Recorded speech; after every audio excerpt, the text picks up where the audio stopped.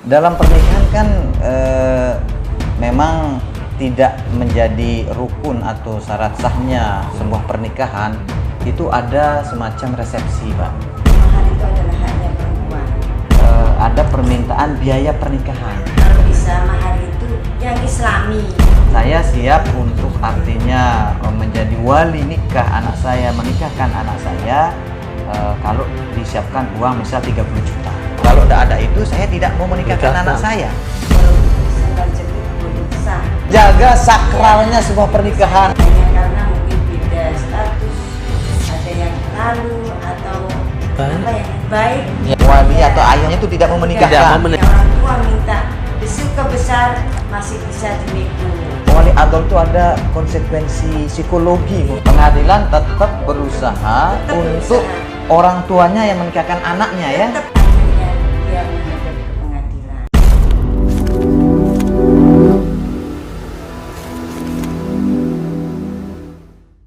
Dalam pernikahan kan memang tidak menjadi rukun atau syarat sahnya sebuah pernikahan itu ada semacam resepsi, Pak. Nah, atau kalau di orang Sasak itu akan ada namanya roah. Ya. Sehingga biasa dari pihak perempuan itu selain dia menanyakan tentang mahar anaknya, dia juga semacam ada permintaan biaya pernikahan.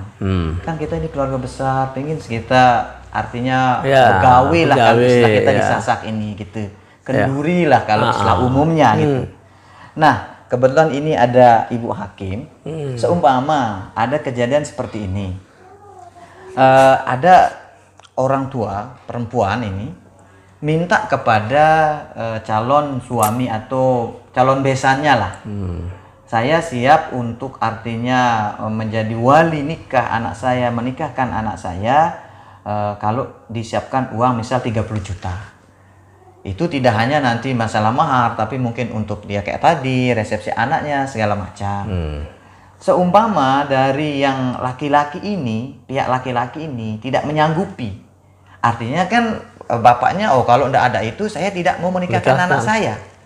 Apakah serta-merta dengan kejadian seperti ini, pihak laki-laki itu, begitu dia mengadukan ini ke pengadilan, serta-merta pengadilan akan memfasilitasi pernikahannya? Seperti apa itu, Bu Hakim? Nah, terima kasih. Kita terkait dengan tentang mahar ya. Jadi yang kita garis bawahi masalah mahar.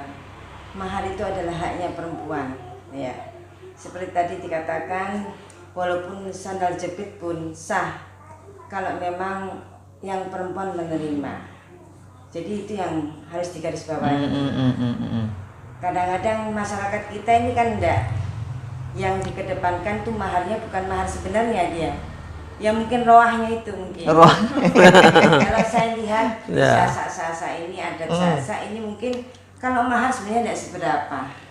Keinginan perempuan untuk mau dinikahin, untuk laki-laki pilihannya sebenarnya tidak seberapa. Contoh kasus ini kita berdua dengan Bapak Kanwil ini, mahar kita itu hanya 100.000. Jadi bacaan surat Ar-Rahman. Masya Allah. Mahar Itu dia tahun berapa itu? Tahun 96. 96. Tahun 96 100.000 masih banyak atau sedikit namanya? Ya sudah, ya biasa. Oh, biasa. Jadi 100.000 tradisi. Jadi itu kan yang diminta kan kita, bukan orang tua. Iya. Nah ini yang keliru. Mudah-mudahan nanti Tuan Guru bisa sosialisasi ke masyarakat masalah mahar. Mahar itu kan haknya perempuan. Benar. Nah, Insya Allah dengan tayangan ini juga ini dalam rangka kita edukasi juga ya. Jadi bukan hanya wali. Ya, Itu kan? yang ditanya mau minta apa, karena dia kan gitu minta ya mungkin karena sandal jepit tadi keinginannya mungkin. Atau enggak kepen memberatkan calon suaminya. Cuma mungkin kalau bisa mahar itu yang Islami. Nah, ini yang harus jadi catatan kita. Tapi mungkin para muda-muda. Ya, benar. Tapi sandal jepit juga bukan kategori tidak Islami juga. Karena kita ke masjid nggak pakai sendal juga nggak jadi Islami. Artinya mungkin masuk beli nilai ibadah. Menjaga sakralnya sebuah pernikahan ya seperti itu. Sebenarnya sah-sah saja bagi saya apapun itu, walaupun hanya yang bukan emas atau apa, sah-sah saja. Itu yang harus digarisbawahi untuk masyarakat kita. Ya. Tapi karena kesini sekarang ini rohnya itu yang lebih Rohnya. besar, yang lebih ditonjolkan. Kadang-kadang supaya kelihatan anaknya itu Wah, ya. Bernilai. Nah itu, ini kadang-kadang yang jadi kendala di pengadilan ada misalnya anaknya sudah siap menikah, kan? Terus yang laki-lakinya sudah bekerja, hanya karena mungkin beda status, ada yang lalu atau Baik. apa yang baik, Ya, bangsawan lah gitu ya. sekufu lah. Tapi anaknya ini sudah mau menikah, secara biologi sudah matang, umur juga sudah matang, semuanya, tidak hanya satu itu aja.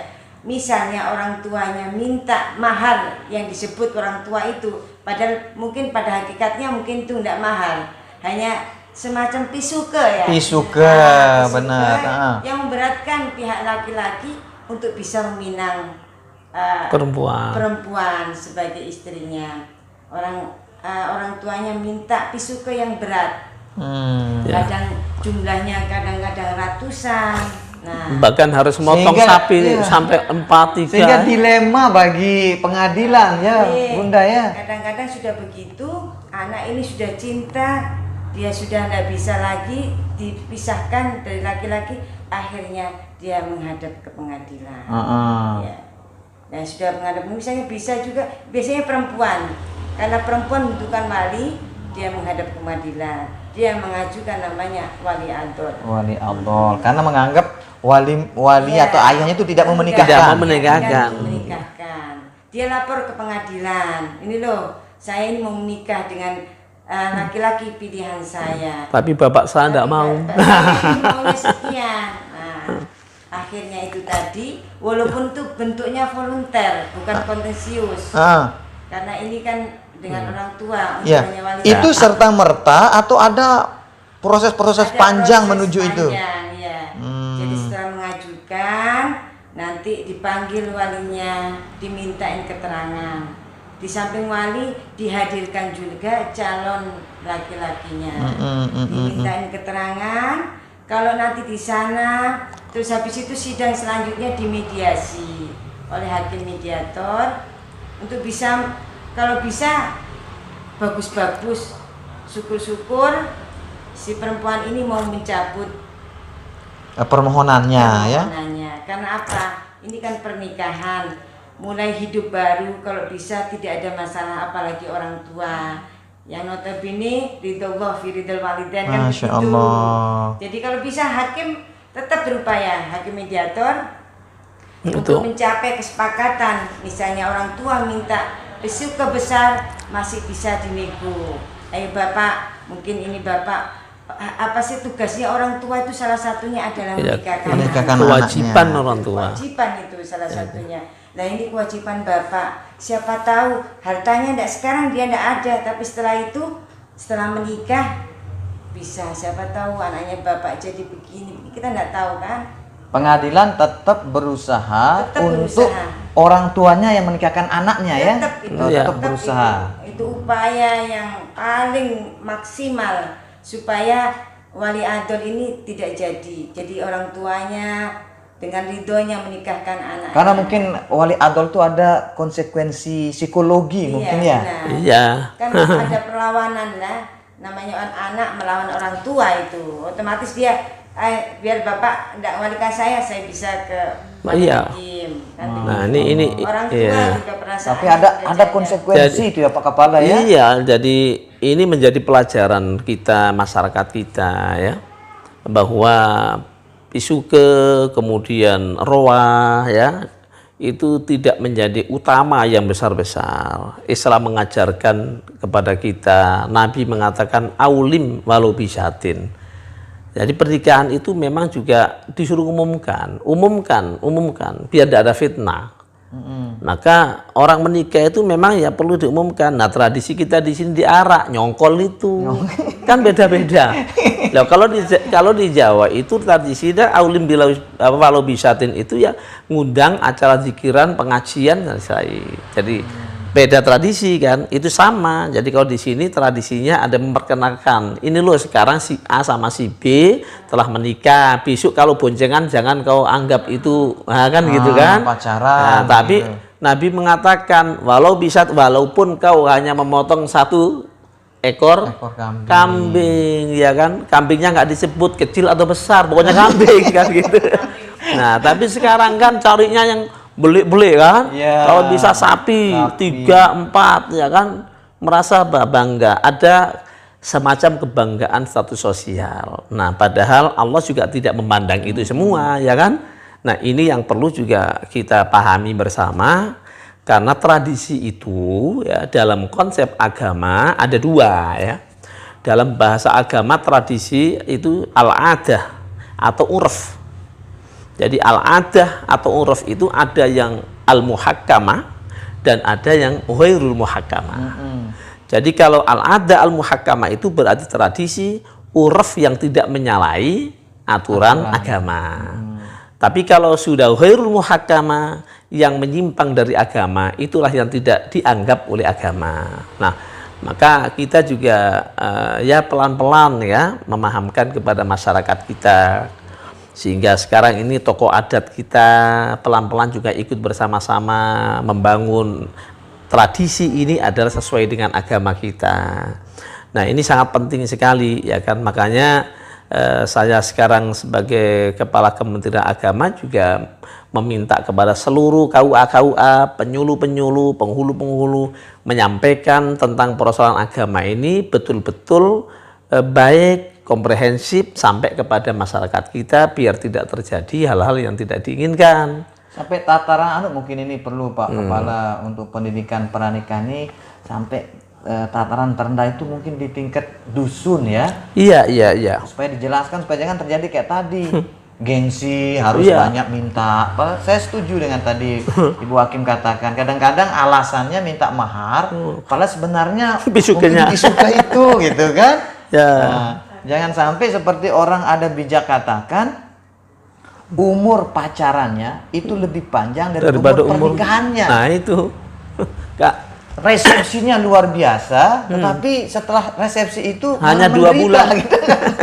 Nah ini maka perlu sekali pendidikan. Jadi ini PR-nya Pak Kepala berat ini. Jadi yang paling penting itu kan keberkahan. Itu sebabnya yang paling inti dalam pernikahan itu doanya yang hadir itu. Maka doa yang selalu mengatakan mawaddah warahmah gitu kan. Jadi selalu doakan begitu, barakallahu lakum wa baraka alaikum macam. Itu yang penting. Jadi keberkahan hidup. Jadi keberkahan itu adalah bukan karena wahnya acara, walaupun kita hanya sekedar ya seperti tadi, mohon maaf ya kan, walaupun ya maharnya sangat jepit, kemudian hanya zikir doa, tapi itu tiba-tiba Allah merahmati dan menurunkan keberkahannya, maka kelak juga akan menjadi setelah generasi itu rumah tangga. Jadi wah tiba-tiba setahun hilang. Bahkan tidak setahun, kadang 6 bulan sudah lewat ya kan. Nah ini juga perlu menjadi kesadaran kita semua bahwa Islam itu mengajarkan yang terbaik untuk umatnya. Nah, jadi gitu. Alhamdulillah. Para pemirsa Jalan Tengah luar biasa, terutama bagi Anda yang ada rencana untuk menikah ya. Persiapkan diri baik-baik. Adapun yang sudah menikah, mulai banyak belajar supaya bisa artinya membina rumah tangga ini seperti yang dicontohkan oleh baginda Nabi besar Muhammad sallallahu alaihi wasallam. Seperti yang Pak Kanwil katakan tadi, intinya adalah keberkahan. Kalau sudah berkah, walaupun acaranya kecil, insya Allah nanti setelah sama-sama menjadi suami istri akan dianugerahi rizki yang mudah, anak-anak yang soleh dan solehah. Akhirnya terima kasih saya ucapkan kepada Pak Kepala Kantor Kementerian dan Ibu Hakim. Hadanallah wa iyyakum ila sabilil falah wal muwaffiq ila aqwamit thoriq. Wassalamualaikum warahmatullahi wabarakatuh. Assalamualaikum warahmatullahi wabarakatuh.